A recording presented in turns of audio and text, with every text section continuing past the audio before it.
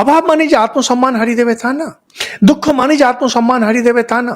যে জাপানিজরা দ্বিতীয় বিশ্বযুদ্ধের সময় কোরিয়াতে ঢুকে গেছিল, কোরিয়াতে সেখানে একজন মহিলার আমি বর্ণনা পড়েছিলাম ওরকম যে যা হয়, আর যুদ্ধের সময় তো কোনো আইন নিয়ম কেউ মানে না, তো জাপানিজরা একটু বেটে খাটে হয়, ও একজন মহিলা তাকে ওরকম চড় মারতে গেছে, এই কিছু একটা যা হয় লাইনে দাঁড় করিয়ে, সেই মহিলাটি হঠাৎ মার যখন খাবোই সম্মান নিয়ে খাবো, নিজেকে পুরো সোজা হয়ে দাঁড়িয়ে গেলেন এরকম, ওর গাল পর্যন্ত আর পৌঁছতে পারছেন, ওকে টুল আনতে হলো, হাসির পাত্র করে দিল তোমাকে। এটা কি আপনি মৃত্যুকে হাসির পাত্র বানাতে পারেন না?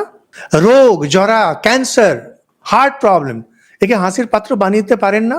সম্মান নিয়ে দাঁড়িয়ে যান না, দেখুন হাসির পাত্র হয়ে যাবে। কিসের? কেন দুঃখ কেন করেন? দারিদ্রবোধ কেন করেন?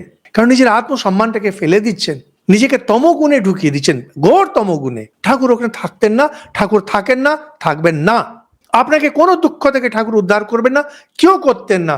যেগুলো এক একটা কাহিনী, কিভাবে শঙ্করাচার্য তাকে এটা দিলেন, কিভাবে এ করলেন, কিভাবে করলেন, সব আছে এক একটা, ঠাকুরও করেছেন, ধনী কামারিনীকে দেখুন করেছেন। কিন্তু যেখানে তমগুণ রয়েছে সেখানে ঈশ্বরীয় শক্তি আসে না।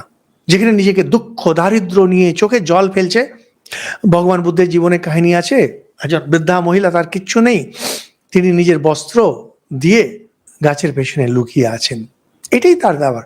তার মানে যে দারিদ্র জিনিসটা তাকে ছুতে দিল না। আবার লজ্জা যে হারিয়ে দিচ্ছেন তা না, গাছের পেছনে আড়ালে গিয়ে লুকিয়ে যাচ্ছেন। নিজের আত্মসম্মান, কাপড় হচ্ছে নিজের ডিগনিটিকে রক্ষা করার জন্য। ঠাকুর সুখের পায়রা ছিলেন, যেখানে সত্যগুণের প্রকাশ একমাত্র সেখানে থাকতেন, যেখানে তমগুণের প্রকাশ সেখানে ঠাকুর থাকতেন না।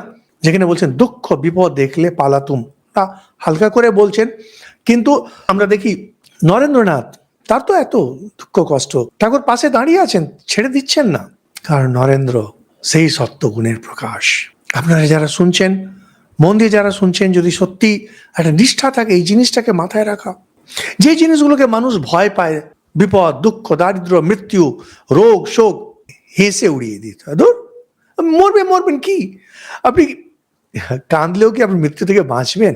কাঁদলেও কি আপনি রোগ থেকে বাঁচবেন?